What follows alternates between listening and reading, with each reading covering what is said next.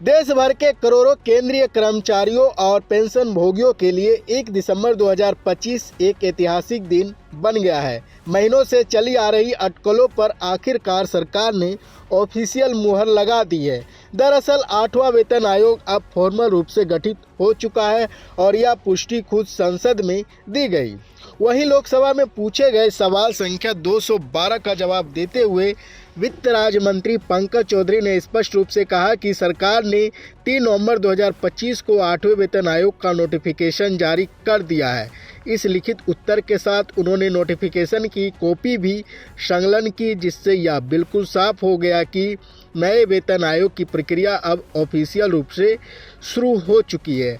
आने वाले महीनों में यह आयोग सिफारिशों पर काम करेगा, जिनके आधार पर भविष्य में केंद्रीय कर्मचारियों की सैलरी और पेंशन स्ट्रक्चर में बड़ा बदलाव देखने को मिलेगा। बता दें कि सांसद आनंद भदौरिया ने महंगाई को लेकर एक और इम्पोर्टेंट क्वेश्चन पूछा।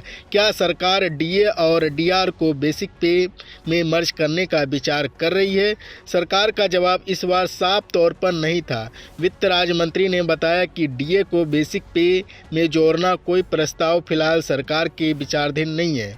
वहीं सरकार ने यह तर्क दिया कि डीए और डीआर का मकसद महंगाई के असर से कर्मचारियों की आय को बचाए रखना होता है, इसलिए इसकी रिव्यू हर 6 महीने में all India consumer price index के बेस पर होती है। इसका मतलब यह है कि प्रेजेंट सिस्टम जारी रहेगा और डीए समय समय पर बढ़ता रहेगा, लेकिन बेसिक पे में शामिल नहीं होगा। फिर भी सबसे बड़ी बात यह है कि 8वें वेतन आयोग का गठन हो चुका है और यही खबर है जिसका इंतजार लाखों कर्मचारियों कर रहे थे। हर 10 साल में आने वाले वेतन आयोग कर्मचारियों की सैलरी स्ट्रक्चर और पेंशन में अहम बदलाव लाता है और यह आयोग भी आने वाले दिनों में बड़ा इकोनॉमिक रिलीफ पैकेज लेकर आ सकता है।